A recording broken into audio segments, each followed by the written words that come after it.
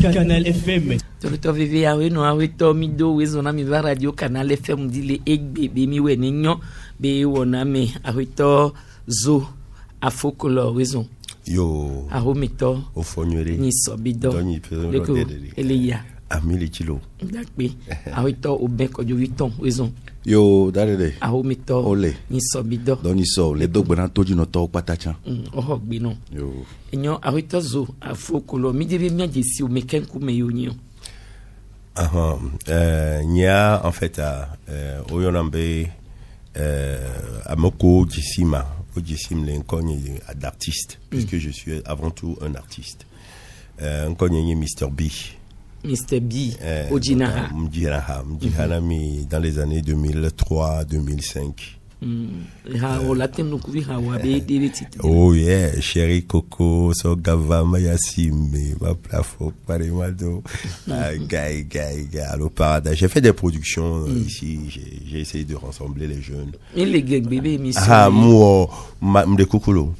Moi, production là des jeunes vieux, vaillants. Mon studio d'enregistrement, ça va le me fier. Donc, j'ai contribué quand même au Sorionti, les Hadjibe. Voyento à Ojesim, moi, les musiques, les Togo, puisque pour m'accompagner, il y avait artiste Kangano Vaï, Kamom Nyoa, Sibé, Dama Ouzan, Wellborn, Julie Akofa, pour Huna Megangano. Jimmy Hope, il guitariste vaillant. À Megangano, qu'on voit une tombe après production, il y a coup de temps. Non, moi, Zurich, Suisse pendant 30 ans. Donc, il faut nous une tombe aussi. Pratiquement, j'ai fait Zurich pendant 30 ans. Ça fait 3 ans que je suis revenu. Et je suis trop baloamé. Pessi lambe, en Chamapola, ben Kamato. Et nous faisons la tengoma, et nous be ojibe. Ya nani kone ya kpo gomeli du koto ba kwa be dadame mbe manan comme nan koy et effectivement quand nani ko so dossier so ya mte so dossier so ya on kpo nani ko de gbe fan po we be le yayi fan be mjayi vanyi ko so mte so dossier so yo nkentio ma de gomenami parce que o vanami que o décréter be sinambe mi ba ho mi be kitowa Obe Milaso et nous un dossier accompli ça va le 8 janvier. Or on nous a donné seulement 2 semaines. On a mis considéré fait. Mais Milaso rassemblé documents quelqu'un et nous a considéré vraiment méchant. On les doit en les et nous a considéré vraiment mais. Azanka aussi bien. Et puis 12 ans à Koudou. Et voilà donc les considérés vraiment mais endo bateau chon bateau le mais donc miameko tami mi la do susunwere voir possibilité sous bombe les miasiwa nous a 2000 signatures et blenu sous bombe les miati nkentio parce que ben neni obe préfecture de Cameroun mi la ten 2000 signatures là et chan kano me fa Fifi a obéi là 2000 signatures les préfectures au moins dit amewo mais les Togois donc ça veut dire que si nabe on la cité les filles on la ikaka on mo la ikaka attaque pas mais on la tonti ville qu'on bon la tempo ni nembe signature on me le fait facile besina à faire signer mon nyam font par exemple moi essayer une journée n'y tombe sur une journée le me mon porte à porte c'est-à-dire que si là ben me les zona monsieur me dit la home et me les des AP politique il y avait gomme c'est non et me les pour on a mo et me les signer à moi pendant une demi-journée je n'ai que récolté 50 signatures donc va les bouta me kaka fifi année nous la préfecture du Golfe mais mbado 50 signatures là les que nous village porteur de va à mon tellement à sous bon le nous que ouais béni ne les ko c'est gomme nyam bobé nous 2000 signatures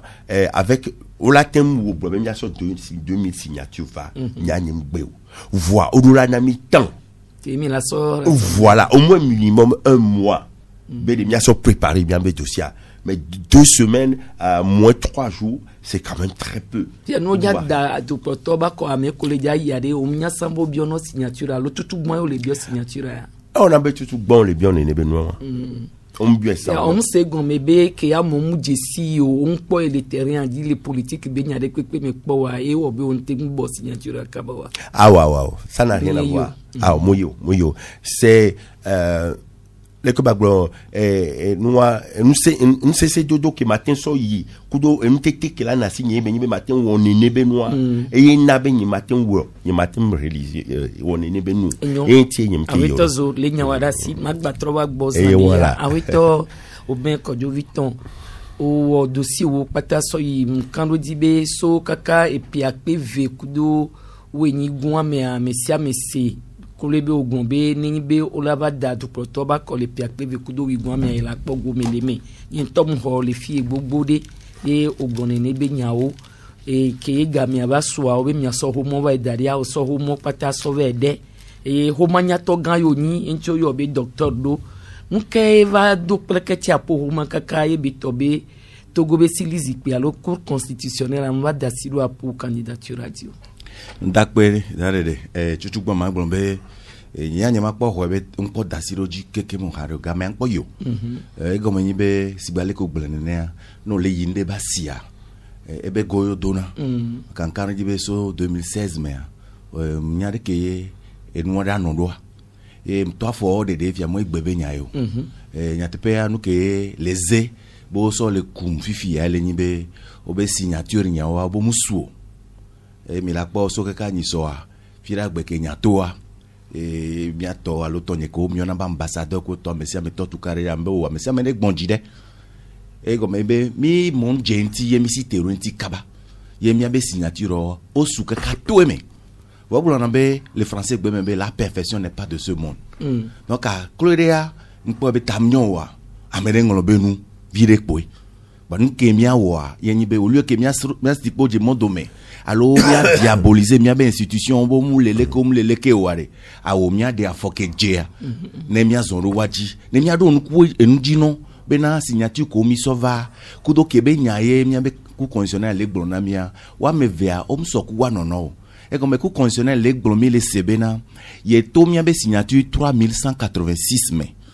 donc allez on me toto mais be préfecture ma denko emiten réuni alors que signature que misona wea que seni holemiasia elle est 5222 signatures ye que ole biomi baso région et préfecture amewomea miao mi jagba ka be so ko sous 220 ole préfecture amewe tome donc mi gba to ko le buanti donc nous que mi le podo jesi ani be ombe yo to mi be signature 5000 akpata me de onyo e ba poto we nu o am 3000 me poyoto donc e poto 2036 signature tamnyo on poto e amegbo e o odo yenti mi jawagba sigbe wale ke si anto prévoir nenea mi o requête e mi so now et au requête au la wodo 20 ya fi que 2000 signature poté alea ne ma wo to e chamea mi la gbagbo préfecture amène porter so gwepoa kanodibe kojoviton alagba no avon melo donc egbe ha magba ndekpe gamen po yo ye ya te pechan on la po ke mi so requête so ya ne de sibol ko le glombo o matin ho ma re requête en tochan le miasio donc si à prévoir parce que si a nyamba megbeto la tem ngombe nous même nous l'institution metchan la ten d'afore que magnon wa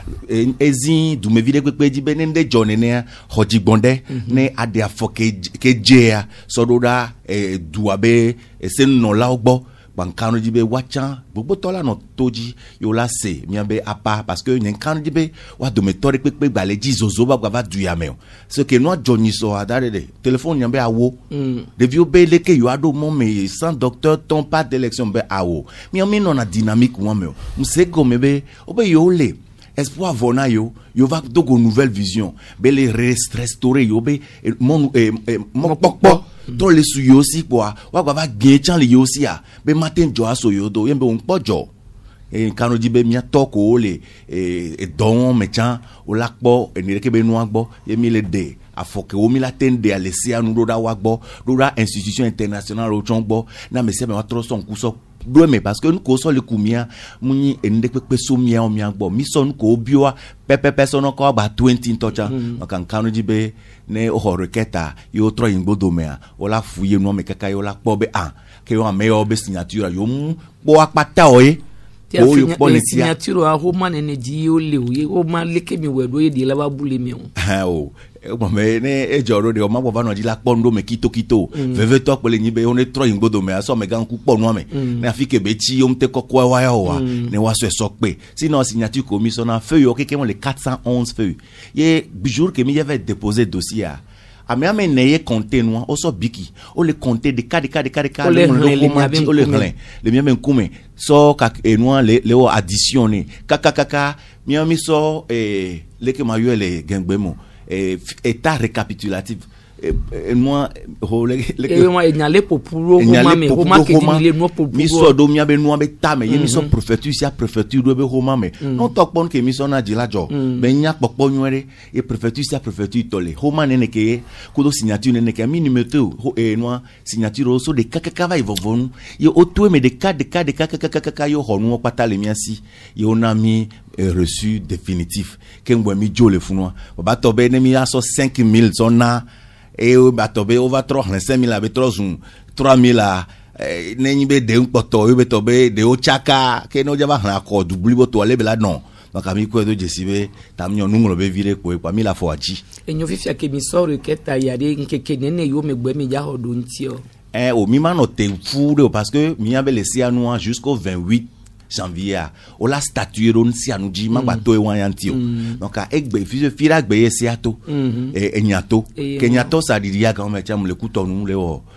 émission le télé ke ngbo nya di ndura no fun la dogo togo vi ko le benea voa me o ma trozereka e un tro gbova donc ngbova kan zando et samedi que nous kezereka mzoro ku constitutionnel a dit parce que mkwebe que élection be gameva tamyo la no en permanence et mpuduro waji voa do méthode pepe muleo wa mizoro seni yaji ye mi ponu pokudo nkono la ko le funwa mi de mia be nyano wa chon po edo de sikaka be o enya ya memu ko voabe ne jora gbe asigbale ke se agbe prévoir do poa mi ade afaro se aji yo chan yo la o yo bakpaji ene ma udruwa nu la ni jadradwa mi adredo ne fafa baba ne duya bakpom ko yi ya ke ameko ho signature le mi asi yo le o kakaka de omwo dodo de pepe a contare pepe be enu ya ke mi kwele mi asi egbe mi ne nu ke mi poa yo na mi o ma de pepe do dia le homa ke no so nu na voadia apparaît le funu numéro 7 à le Homadia au blondo fumé est-ce que à meilleure signature à ni candidat indépendant est sous au moins 2000 provenant de 10 préfectures est sous 2000 à wayne non kotoku amefe alors soit sanya ame akpe blavia akpe amevia donc abe baso enwa amewome tetea donc on obe tetea elle a te une ne afa puisque on prévoit ne ko agombe et ya nombre ya pepe yo la measio voilà nous que les ni sont les donu na mi ani be nous que mi so do nu aji ko han kaka o le po de sia de sogbe ya ne de on ke sogbo mais là que tutube et ya mi ngolombe yo so 800 va voir et 700 et le melo wa ko han kaka o han e so kudo e lu ko mi so no ye homa le wachan wasi ke mi so popu nu pata e le wa be enu be tame ye mi compter le fun kaka ye be su ye boyo so homa ojo ma onami son li donu ke fiombe au moins signature que mi so va est sous 2000 ye be so au moins 10 préfectures mais donc anene do ayi enyo fifi amile mo popo mene a contact que la so et selizi pe agba lo cour constitutionnel agbo e ami abe mo popo eni be o la trova gbona mi be yo do nkuvi alo yo trova po san ipotia o e bien azon li adivo nem va ve mene no wadi au chubu amia globe mi abe hose ani be la ve me kwe voa mi ago nem va ve me wa nde pepe ke o la po so totoji ke mi no na nupu aji anglobe na e fio ade ma we chana be fio nenyi be Yehowa do erode ye wa megbeto de be ya tro erode ade botea yento la weba vu ne ma gblon be ya yideke la va yileke ya awo parce que en tant que agbeto ma wo tonye kodo nu nya ke ma una ma so do apade vono aussi terontia bote mi akuye ho mi akpe pote parce que ndo jesibe les conseillers membe et togo vio le doa ya wunu yo la paji besi agbe yo le koloji pastor afi le blanc nous les dogbera do togo du kon yata be nu ne tro nu ne nyon ye gbogbo to mi sele e ma ba me sugbo nu be ma ula dro e pe ya me a to tro re lava le kebe ja tro do mi amegbe to ta mi mi le poro mi oji wa ma ula so to du si jinami de ka ke be jesido alo ke be hose la sinye ni bena nu de kokoko ja jo ni ke ko nyam nyanyi bena ne ma u so e bena de kojo viton e woye e chando 2020 ameade o ten trodo de kakaka la batrova vaiji donc ni matin gblon fi be me prévoir be ne mu jeji na mi wa bon mi la wole ke mi la kpla me ado mi la wole ke ganto akpo yin be leke mi awo fafa banani togo view wa po ndodo ne wa be ayadudua ele yin veve toi donc mi be ta rojinu awito oben kojo viton akpe awito zo afokolo neni be egbe ojibe ya kpo gomele etuya be po première mu ke tutu ta rojin kenti oh nyam bronsa et puis moi après nous papa de nous ko tutu puisque même ce programme de développement tonton vai donc en pompo les radios justement à mon senya que mi agba nyam nyabe sinabe les bébé nkeke me Amérique tomate produit so nyeo nyanye les habilités la produire parce que j'ai beaucoup d'expérience. Je ne suis pas un simple chanteur. Expérience vous faut le produire parce que à mon de expérience vous maman qui n'ole kegbe. À mon on y a balenganga o ishikuga munya balenganga pronado. Je suis désolé. À me on y a balengari. Mionobe technocrate. Les gens qui gouvernent un pays à me ko pronado visionnaire yonina enya o gbon be sila amewa odo npopo dengole wasi wa mepoteur amewa wari wa we plonatu mne économiste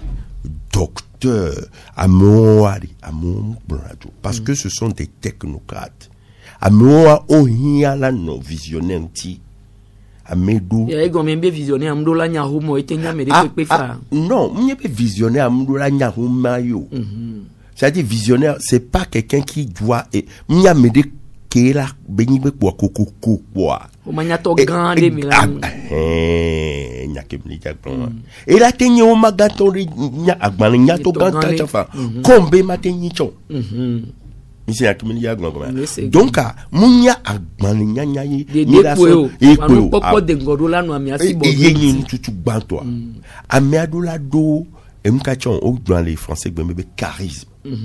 c'est-à-dire que nous pour mais am to pour non mais de la nation la nyabe ameya attention ndé la be asi so to amédianti il y a le charisme et il y a la vision de la personne mais c'est quand même donc nia nous me vewa mdoui en plus de be mdono wari ngbado programme de développement concret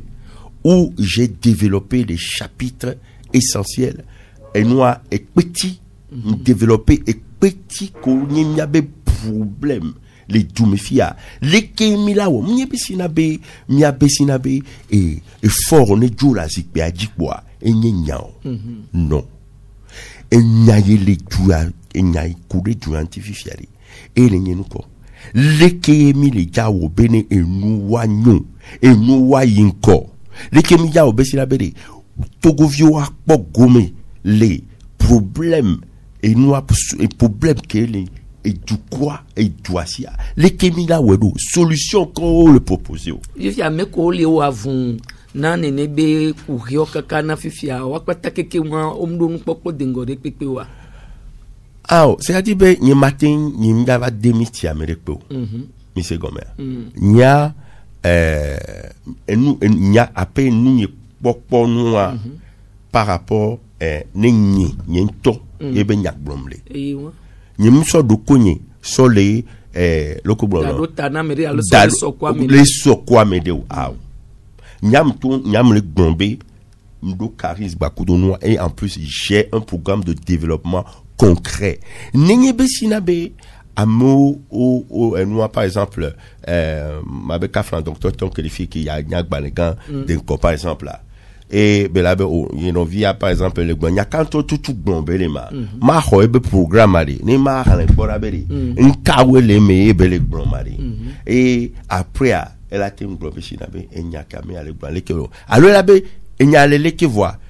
ya le iben poponwa leke mi do la trowe kungboe e bela jo tutu to amisia me do npopo dengo kodo duabe e somenti e duabe nko yibe nyonti o chon do apo npopo dengo voilà nya ke bien ko le vous if ya npopo dengo wan ka modo aye na amo to gbobe e nkeke ko na be waso signature musu wetrike o le diova me o tem jagbagba ye o ten rassembler ne be signature ni be nu popo de ngolation nya o le dibe ya plodu ya de to le ko o me nka o ten jagbagba o ten rassembler signature o le nyamato nyaonami na to nyaonami nembe ma ke rassembler signature wari ma rassembler mi se comme mnyebe moi je vais pas nyemlo enwa nyemle Dakar le doigt du corps. Nyem le jibe ma doigt du corps. Nyem le yi enwa le ko grono je ne fais pas la course au pouvoir. On me lève le douclosité. Nyem le vli douclosité den pento cuire de car. Mi se comme ne ade ne bo mten yi wade o la ten so ya po mpopo dengwa so pe do amede ke le ja yanti be ni wate mu. Nyem ja wo chon. Parce que parce que ne mon énergie mounion parce que il faut pas faire des envieux des n'yebe mouya côté des fifia elle est si bien choisir tant il est comme ça n'yem le dit problème n'yem to ma se représenter à maï par exemple supposons be parti de par exemple il y a son sort candidat de maïa maï les partis a béni comme les partis ont béni à fond zambe créer des partis les ou afunga kaka pour la wa so ya fifi be présidentiel BPA yem le tolo donc ntia me koli no mi ayo munya fumbe nya yo du corps du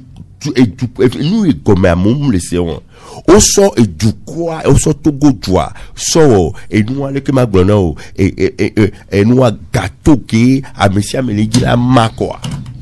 monsieur Amélie la glangana ma comme dadede c'est à dire be a monsieur Amélie sinabe e yele wa fun kakaka il va do fiade il a tati dans ville va relésia mais c'est pas ça le problème mon nya kemi le blond et nya kemi le gonye est-ce que be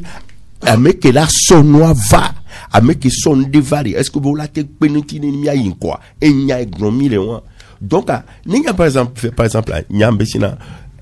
mjibe ma candidature yebe mbesina be nous va parce que mtoura mi besina be mjibe mai matin réuni de nem so voyez mjibe ma baso nito ape gome be ga asoso doku suwame fifi avant on dit ça anon doku suaji azon ora ola tenami un mois be si ami ato réaliser deux mois on a mis 2 mois to tane le ko la ok me la rassembler on m'a rassemblé facilement oui ola no hélicoptère bila koko ijo mun ola na hélicoptère ya matin do facilement voir avant no stressé an pour oh nyama oh no doit yo le to do afia dem lo no am do be pour le modiare do stress kaka avec quoi le stress o lo be yo akudo doit nya bi kwa de susu bon le tabo menambere mais n'yengba to présidentiel be go mo chari Maté mon boudi asne so réaliser que me ya réaliser moi nya wa ko nya wa nyon le dasi enyo awito oben ko joviton le vivli kudo togo be edwa be de tole be ahedada kudo fukwe mentia o ododo direct be wada ko ka togo vi gbogoro le po be munyi akodada ela do togo be ekuhiado amedo le po be dodo ke nto so dade so le wo kudo akodada bi onte maso gbogbo de o le nti le ko yo po dodo chon le o le kusa me le ko le po do o nyate pe mpo be chaka subo le no me po de no le nyibe le se amea le ke code électoral la à Kodada be se le roa ni soke mi va déposer candidature mi la déposer nsianu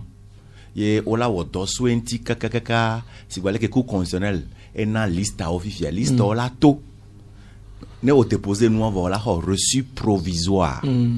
if ya no wo ka to no me ko be nu asogbe ye cour constitutionnel retenu au voix ola to no bo never tout est fait na troso récépissé ava et no so va ola non reçu définitif que les fions be no reçu définitif en tant que candidat elle est officialisée au bé on y candidat aux élections d'ailleurs David qu'elle ne vit a reçu définitif la signe voix parce que aussi tenisoa les chaka mais o de communiquer tout votre mais kaka nous la kea zan la do 23h59 a mia so 20 millions ava donc avec tous les trésors donc à kenyi be mi mon genti be nous mi yava we 100 les sia menene 100 ami mi so mi do godare na ko yo ne gapopo de kacha me yo le chan ma wala ve mianu mi la po ye ma wo ve mianu ye mi so gbe mi so ne be no ava dare wa ke nyi be won to le chaka no do de wa ke mi so nsi anu dare va on a mi reçu définitif ce qui veut dire que le sia me a make o batrova le gbe be magba yi o alo le ke a o ndo la gba nyi nene o parce que enyati tero nyantivo bio ele nyi fi be na que yemi le cancement be fifi ne be tobe o recalé o le fi yade selon ale que c'est ale o la troso gawa patana wa o la so de no lentia o susu wanti gbo bia mo no so va zedeka nous sugbo le ke chaka si am po mu poku do gabe so so nantia e gon be miami se be ni bo ngbe to campagne du po la troso gawa na we o se lo opo ale que c'est ale do e dépend fike o le gbe nu ale a fiko ve do na vu o la ho pata o la ho mama me ya ho de gbe o donc e se de mon ne ka so yi vo e pe ya me a enu do tagun obi onu pata len kekere kaji vo na nyi wo susu aso kuro nu si anu nti boye wo ne be nu wo nu le nyi be de mi agba so lo data me be ko won ne o po mi ma ye o alors que mi po expérience over ina 2018 a mpo tout le tago me na mi be no gba check do de chan mi do la do avun ya me politique de la chaise vide ma domi ya fiere pepo ye mi dia foko mi la de donc en po do de si ya be nya tepe ya enu gbogbo le o titero no vionti e le mi ba sen kankan me to chan la po be se ni be côté a e do chan no de be o baba nya na ke yo da o ke ku constitutionnel la o e do ke wo ya ten wo fifio le funa vivi chan se ni mi na ten po fi la be virgule manquer le fie ya yo candidat be ne va o virgule do fio o me mon gbogbo voilà cour constitutionnel la ne va siéger au nom de statuer rodia et une dernière décision si y a rien ne be do la non noa le kebe a ido nkan di be wa pata chan do jesi la 50 kan me do jesi be mi abe pro code électoral la mi ro la trop po nu su gbogbo ne mi jagbagba ne e me ba ko ne affordé dia ba défion be mi le di la toute démocratie en toto nene nyatepe parce que les cia me nyatepe a me ko um tem sok de 20 millions à son nom yo bo ma déposer candidature mu so gbe ode mu ne be le ode no ja va trop pour la trop en 24 heures de fouet parce que gardez moi ne olei kaka ne o retenir wa boya me ko la ten do alo la be comme olei voa et chan edo et kankan di be ya ten peruntio donc ga ke la merci tam nyon 100 sous 20 millions 20 voa et so le wa vu kaka be ne gamia so amu da don gbe na e wa pazere ka ko va dia me adibe ne peru enti la ten po me va donc anu on to chaka so funu va ke to yin be minto no 200 be mi adometoire pe ngbajo yi to pro yari mi gbon politique de la chaise vide am do profiter non parce que au trop do que America verra va ina que va officialiser na no mi be awo ke tro ne chan mi anu avon me donc anima gramble wa kan be wa chan po do jesia nu sugbo le ke mi agba jirado donc mi be taro ji nu ele yin be nu ko mi gbe le po be mu nyon wa mi a proposer parce que mi a be douye mi ano a mondiano zuwa me ano dapa ya mo mi le wan me vo mi akpe do de si mi ana mi afofo mi ato moko le di egbe wa nye egbe na enu sugbo chaka one direro ne dumivio waten senu gome waten ponu a monjenti na for de wa no iro fa famelo akpere nyam ti dodo ava togo bi sugbo le glombe munyi akọ le ja do togo be kuriado don ti kela si okudo amenwo be susuanti o on la se ngbona ji be na magistrature suprême alo président nyinya enyi e dowonu parce que accord depuis finalité ni on a choisi président donc accord ya pour la ni président est-ce que nous américains un président pour avoir donc tout bon mi la trois ingbo do me la glombe nous quel ni Togo vieux be couheo parce que couheo anti o la do yo la be wo dokpa laisse fofo ni master bien fiel pour le glombe programme que la tension de tore ba tobe ba la solution va na Togo vieux et nous quel ni finalité hein quand on doit deux son li aya ke Togo vieux le doit mi se na gare mo mi fofo glona na mi be Togo be problème akboni alternance nglona jeji be awo alternance a moyen mi do lato le doit filer vo moyen vo nous na problème donc ane Togo vieux gombe munya kodada boyen problème wa be nya jo parce que nous ke Togo vieux le dit nous ke sohe le dit wa we won ho diplôme o idom kaka pa o la homede le wa no gbo mi no won le yasime ndek pe le tro la siamo agbolo me no patati funu amo retraite pension tété bonne que pension le da de autobe pension le smic be gomé et nous les tellement hanya ko ndi pa o me pare ko le ra et nous su bo le ke mi a dirado donc amu be ma jagwa ma ni président ko nyinyo no ni président de doda si kele et nyate pa mi de mi on be projet de société be résumé to ye mi kele mi le noté ye mi la noté ne ma udru ne be tobe autre réintégrer miro et nous me ne mi a wo mi a be plan général là ne Togo vieux akpore ke mi ya tout Togo adora bon plan plan 3D que ola po ne mbe asigame le mi ya wedo ola po investissement ko mi ya o le petit banku peve gom et donne ne mi ya tenwo fie mi ya po gaso le mi ya wedo ne be nu opata ele le du comme e du me vovo région ya de ken ke mi ya o le me e won de ke mi ya o le me ola po e do jesibe mi va le wo programme be mi ato enyi be 50 ans c'est trop mi ja wa mi ro alternance a godo parce que alternance anglaise be ame vele et dele ani be akpase se mi yo kaka mi agbe hoepo e na mano se ejeje amo le glombe mi ja wa mi agbe hoyapo voi e bugba le ke la ni e de ke mi a ho e ba devina mi parce que Kenya ne podo jesi ya yibena ne mi ho tutu gban to ke mezozo le a e ja na be Togo be tension zone de tension a ja inko parce que ne mi gbin la meresia amecha trop le dit wana me won kafla e gavire le wacha wansi relation vire le wansi ya wacha la gbaji be gba trova takaba bon ela nabe e so yeji ola po be no la no tourner les zones de tension mais voilà ni be alternance que mi le dia comme c'est lentifa fale ye a mesia me que le dit be alors mesia me que do programme la tension be susu so pe susu ne ameke du kon la chan ye mi la ten wodo que la na Togo viobe wakpo ndodo ne wabe ekuhewa eye pe la na be Togo wa e la incolenti fafa mais nous y mi le yobe nouvelle vision amititri pali on mia de da parika mia be so mia be so kuro programme ti ye ne mi lo campagne chan mi ya o campagne la bon me Kofi Munyo a o mi o campagne ne programme que le mia sia et nous que mi java o na Togo viewa ye mi la de rogo ye ti o la po be mi non na mondi la gbonbe ame ya ko so a mi d'accord mi dasiroji alo mi dasiroji o mi o le ke o mi gbon na programme benya ne donc ube tonyere kare bi o mi sobe ne ti be fifi jembe kafla Jean-Pierre Fabre du président fifi ade matros mon opposant ma bon nyemzu na opposant na megbeto je me pose à ce qui ne va pas nendem le nyowa et donc ne Kofi ni président mais moi on m'a dit que Kofi va quoi il est trop opposant de a foke Kofi le de le kebele le pokpo noir donc elle est pas ndodo na de donc ne be noir e mi la gbondire la wo ne na mon pokpo mi ha mi so mi be so pe parce que ne mu ja wo ne mu ni duplo la mana mon pokpo mesia mais puisque mesia mais que le course ya me o ponde o don pokpo jenko yo so bana fa ne mi ma uva ve mi anu ye be to be nye o so atire kamu on aveo mana mesia me mon popo chan e ke o so gbano e ke le to me mu le tonya me e ke ma so pe to nya bela no do de parce que ke mi akpata mi le dia mu ni godo me ke la nyimo vo de ke mi o kaka ne mi nyia mi a hlen ndodo va ne du me vio donc ale ke nyang po nya ro awe won lo awito meton akpe enyo awito ezo afwa kulo le apo no popotinoa e agbande le Togo di kuhere le Togo vio elebe asodoko do avoamena de to va jogwe vont to on tin va le avoamo ne ba tobe de o tempo sanyi ko bio kekem ye osodo ne ba voamia de okpobe miabe ese do pe vovovo ko lele wo do ku do akoda dantia de kankano dile wajibe o la tem ya kwa eno do la sonawa C'est ni ben yam yi ya glona moi. C'est ni quel numéro? Là aussi la constitutionnelle, il y a aussi de l'administration territoriale. Voilà, bon, comment on connaît. Et nous, nyang poberi. Et nyale jofifia. Il faut faire vraiment une réflexion là-dessus. Parce que,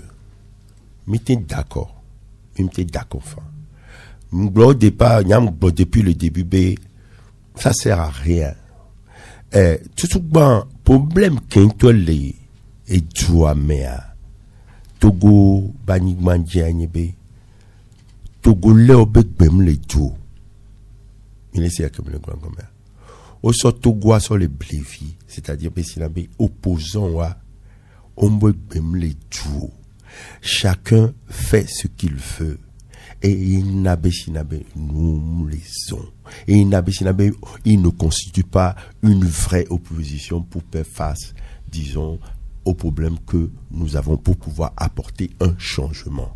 Donc, nyanto miabe nono melenenia. Nenyebe sinabe milatin trône des soso montiari. Nyang bobe, franchement, il va falloir changer beaucoup de choses. Négociation. Il doit négocier beaucoup de gouvernement. Mais c'est comme ça. Parce que ils sont trop forts. Soyez lucides. Nyam le gouvernement. Ne pensez pas qu'il y aura un changement. Il faut pas. Je suis tellement logique. Tellement m'jo les apé sous les démés. Mais si n'avait nyan que les gars joa. Donc ané nyaben que les gars va joa. Ni ma ba puta no me gba balo. Et moi muni signature be nyae wo nyam ke jaba joa len ko na nyam blanc que mo déclaration nyam tout no be ni nyasingbe ba déclarer ya pa e ko les gars duji. Parce que c'est l'évidence. C'est la logique des choses. Parce que mim c'est la tin encore. Vous n'êtes pas assez, on se regrouper assez pour constituer une force pour pouvoir faire face à Nyasingbe. Nyasingbe est trop fort. Et c'est ça. Au sein nous, ils sont là depuis 50 ans. Les racines sont allées dedans, ils se sont implantés. Donc, il faut une autre stratégie pour pouvoir s'en sortir. Là, pour nous, pour une stratégie pour qu'on atteigne ça. Voilà. C'est ce que, et me le blonami peri. Et, le milieu biome CB, est-ce que Benemi yare, et ouais d'accord, est-ce que Benemi l'atteint tous les, est-ce que Benemi Miladujima. Moi, je dis, je ne suis pas certain. N'aime les sûr. N'aime les sûr, parce que, bon, la volonté n'est pas là. Il est comme ça. La volonté de pouvoir mia Togo vieux mia nodu mia gouvernement chan mia singbo chan mia nodu mia bede ok les kemi kakavado fifiade mi de kuku na mia nono et sous quoi est-ce que bede bi matin so to mon boudi la ya fifia ogogo amede wo proposition po be les ke yola no nya kemi bioma intime le donami fifia nyembe sosuwa liwe asiwo yo kpobe eduma no mano kudo oma opoposi wa be nana bo matem buti gbere wa de ke sosuwa la siwa de mekayo so sosuwa kpo be le miato le kenyam le kpo no do fifia de mi ma bodo jua mi ma o réunion de mi ma o le ke est-ce que o ne parce que nyang popé élection et en ça sert à rien. Moi je pense que il va falloir non. Et il va falloir peut-être se rassembler en tant que Togolais pour pouvoir parce que l'ennemi Mohamed parce que il y a mille c'est comme ça il y a bien raison là raison coup de raison stratégie beaucoup de la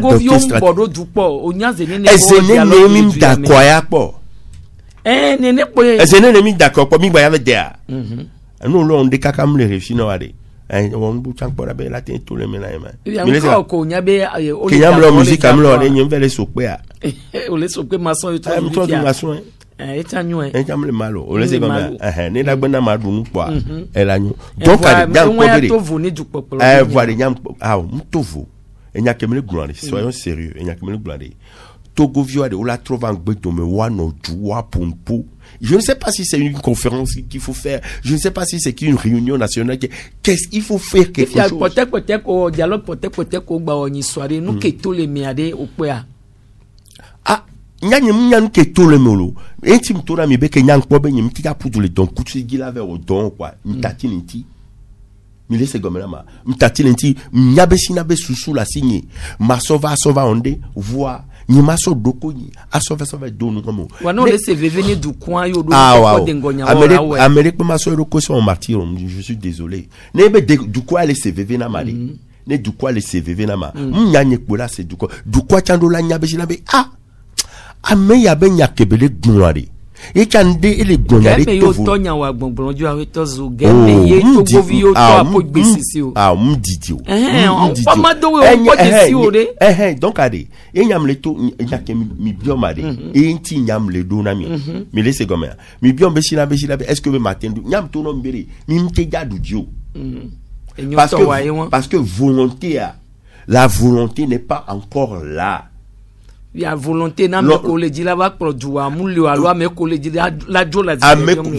wa c'est adibe de wa pata enwa de pen so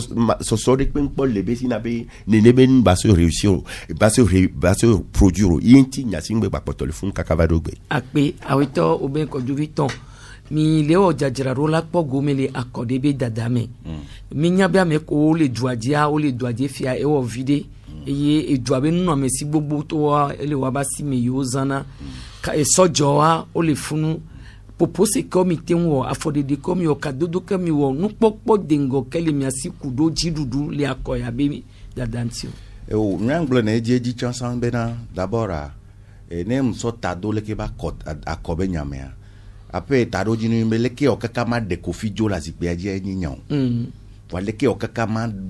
po ndodo ma tamona Togo Vio va Kofi Jola zikpe aje go ma tamone ku Togo Vio a e do la to mo anji wa po be vovo toto le ne o ja to mo ne vai ku do ja va na yin e mo ne no vovo toto le me no ja va na yin mo ne nu ke amea e jo le funu avo be nyambe e yebe tepe akpo le di donc aye ni o apo ku hea nyame via mitros wo enemi ngbolento ya choko be na de mo opposant on to chan ka Flamiro la va de jole Africa parce que opposant ni ko anto gbalgbalo ele ajiro miaji bonu yo bende opposant kwa mi s'opposer na nensia no mnya wa amela to no be ela jeji no se a ola gbon nyabu ke ngbola gbon nu ka me agbon parce que ameke pompo no apo opposant be ni donc opposant to ko mo homme fora l'Africa mu don miaji o où y en a les France B gauche coudo droite parce que à l'over pata hia Amérique démocrate et républicain mais va Africa coudo bien be duo me pour là be homme fort pour chan la pour ko be ni maou alors là to no be oni opposant na me aglombe 1 + 1 = 2 là ba je parce que oni opposant do la glon 1 mi po be won kwata o le chaka mi donc anu ke nyam le poto jesi ani be ne nyi be mi be tado ji nu pe nyi be mi le doji be mi ade amede jo ame akpo nyi mi be ennemi alo mi be opposant a wala sensen vone mi be tado ji nu nyi be leke mi o mi po du ya ba po nko yi ma mi la pe do jesi be mi la va nyambe ameke la zikpe aji acha mi ja va hien le do abe nko yi me ne ma me akpo be ne ejo chan o ja hien ya ke won la jibe chen ne no agbe ene no sensen de ne ye chan be nu kele si ko do nu nya kele si ya so pero ame abe donti ne do aba yin ko donc avovo toto le me vide parce que nu kele na mi abe do am le pon ko yi mi le trop la ko be nyon me ekpo ya ke nyi be mu le von o ke java hwazi pe la sinye be no hwa la sinye estronio e vinyo amesia me la do problema ma wo tu et tu be ngba hwe ye na o le miro ayame parce que ne mekonami ne nu sumia sia mi la va ten site kaka o la va honu le wasi le nom le besoso e ye ke le na be ameko chon le jinwa o le jibe mi ado ya ne mi ten site ene mi akpero yonti ne ya o le ke binu wa e trop créer situation dare ye na ndekwe pe mu le bouger wa ne mi akpata mi so mi ado ko so partenaire ça dit aller alors ne mi nono ne mi so combattre nu ke mi on le ni mi be ennemi egbe a ele ni a hendo do ke le ni e nu makpodu o ma no du mi en toute sécurité ne be nu ele ni mi be taro jinwa o makpo Kofi la glombe nu kenti ame ale yi enu yado ame ala be nke ame abede ki a o mi ke mi la chan ke nyon la mesia me to me ye mi la so odoro donc anyang pedo jesibe ela no veverebe amesia mekele accord apere ngba so no via so ennemi o wane so do abe kuhe o so ennemi comme ça ba nyambena et la tenya masire kelenti tamnyo de kapote ke la pebe la so ame wala to so e no via gbo wane mi to tu karaji mi to ennemi benu yo ji kweto wa de no va hia no vi wa de et la ten lon la so na wa alo no vi o kele pebe ale ko lo tu karado wa de dasi du ya nkela jo et la ten lon amero le fifi ya odo projet o na conteneur parce que régime allait nous pas pour y bene régime adjoare y be conteneur gbogbo ko honare y be marché yare le be lava trozundo donc anu kemia o kaka mia chito nu odo me e pe yin wato parce que on peut do jesibe régime la tentro ne conteneur hona tamyo so ja ho conteneur e agba ho nubu pe fadro wa be susu le limiter na ko le douan e vom le dibe ndepe agba tro ne ya ten conteneur anodu va veve to le nyibe o le du chan vom le zele wa ba gbase me parce que ngan ko lo apo imbo le bogaru puis armé o le bogadare on te le du agbe e chon la kwa me do no yi ka fla be me gan ro ya du azan jo de ke wa po wa no won to de no fi krobotore wa wo nde tito bi no no fun podwane ne medu no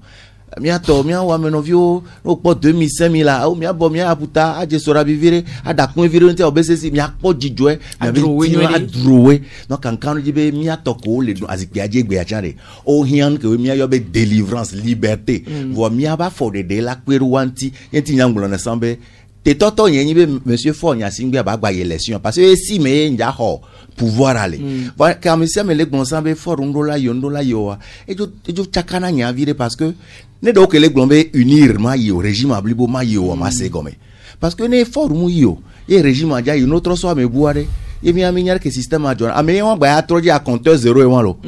alors que ameke la zikpiaji o kaka 15 fois et 15 ans vo ne be tobe ma upompo ne be di ye wo wonu bebe a enyon fifiare e cha e odo kaka va do fie nti konaye et là te wo do ya voix ne me yan baby agbe no la meseme yo cho ya te nso yo be susu pelo duantia mi va ho ne yo cho ya so yo to so pe me la tena be la veme ya e ye pe won donc ayen ti yan pe do me te toto me sambe for nya singbe do la ni candidat ken gboye Kojo Viton la ten ho pouvoir ken gbo totro la ten va if ya we to Kojo Viton ame gbogoro le gbon be for e bi alo sen de yo yin e be petit ni ba lo ze yo yin be o le gbon be yin candidat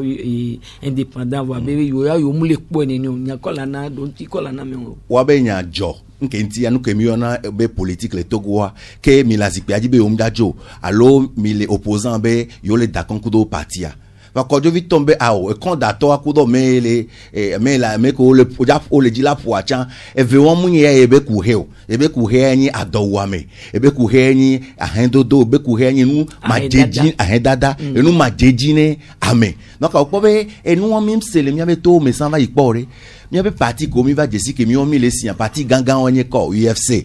que UFC va joa ANC va voilà oye me virere nkena UFC kekeo parce que mi glona sambe amere ou amere va beto donc amewa matin on de kakio et do la saint amekui donc ayenti yo glombe amewa matin du bebro donc amesa me lodo me muibe so programme de va be au programme que ya so tout doit et ye ayenti mi keke mi do mero ala modo mero ke ye be va le po be ao tam nyom ne wo na politique a ewon muni bene mini adversaire politique a mini ennemi o ya te gogozea ne ya son kuso po me ne nu ke la te nyinu drado nu ya te nwe ya ke be 3 azonlia zereka to govio po ba je etros un bible parce que munu ke ofion mi so toto di be politique a yeon donc a ke Kojo Viton va ye muso et tout carava ko to wa mola glom politique ke minya a dirbe politique rigidement tendu ye yon les français gbeme be odola contre mais odola ya me wan to gbo o matin o politique kudo amerique ko la po kudo unir to alo la po kudo parti ya de to awo e po be nene o so nyimi wa donc ke mi va kudo nouvelle vision nous po ye ya et prendre temps ken boyo va le segome wankano jibe afike mi do egbe ya so he gbogbo re segome yo la po be ejieji ampona mpo gbona be du ya mi akeken la tui parti unir achan le di la zikpe aji mi gba hin parti opposant ochan mi hiao amoko mo na politique ochan mi hiao mi ave diaspora mi hiao multinational mi hiao communauté internationale mi hiao ne amewo ke kimu so asiro du ye mi do programme de développement mi la duji enya wanyi nya yeye keni nya yeye kudo tami glona sambe indépendant wa fiko oja pokalo parti anto ona leke parti anto ona leke bola po be na mo bluyon wa pata le glombe Kojo Viton nga foruba meya wa be npopo gbogbo ya kafla ele na ole po ne vo ne wiye me po nyere ya ola se nu ke mle gbon agome ni so amero le to na mbe enyele gbon be mia o confiance ne mia ma institution e yo wo ku vo be nje si Togo mbuse be Togo America e ma enya bio se enyi be na de no pore nu be miro Benin do bol ku Togo habite ke ja ku pe anyi Beninois vo habite loin et don Benin di vai fifia eye FIFA so be ba ku pe eye ja ku pe chan mi npoto match aji over Togo vi o to zuzumbe ya me gboguna dona meji o na leke apare katon amero va le ko arbitre be arbitre o ji jomi be wo so mi nya be do wa jona jino mi nya bo le na be ne do mi nya bo kuna pe di volunteer ama me ve o mere me ke be nu nye dengo ame ko va le kule chone e ame ko le gbon be wo le ka fi viri donc a po be egbe vivi dia mu FTF mu fédération de football e java organiser élection na mi o se ni agbo yawe donc anemi zongogo mi be mi ato mi do kankan do jiro mi adia na foke mi le de ka fla ogbo na be nu nya jengo ba fo e won donc mi le gbon be nu si anu le roso sinon ne nu si anu kenyo nu ko ma gba ni candidat ne nu si anu le inyo ya nu ko ma da si do ku do nu ko la si e stron ku vinyo dare la va korofio ma va no donc ku si ya no nu ke matin wo c'est parce que ndem le nyon yem so do ko ni ma so savo na le ke be nu donc no sea yo po be le ke an ma de ku no bo ne trop a pas for de nyon wa trop to do me wa se nu nyon go me nywere no wa po do jesi be nyem le do mere ji ya mere mdom do da so wo me ke nglo na eji be na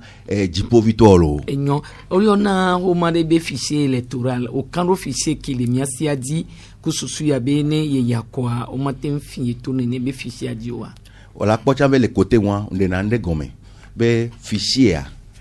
ameke ne opo azonli ke na insan ke kofi le no ndasi be matin dasi ne comme parce ne comme holesi ya ba gbetron o mettre na nde pe sur pied be ne kamia so yo agba no funu parce que amebude pe npo de tato ke la nabe jose alo o la kanro diviro bien faut agblon ya resambe il faut négocier que le mois c'est comme il faut que ame on ba ni vonvon di donu na wo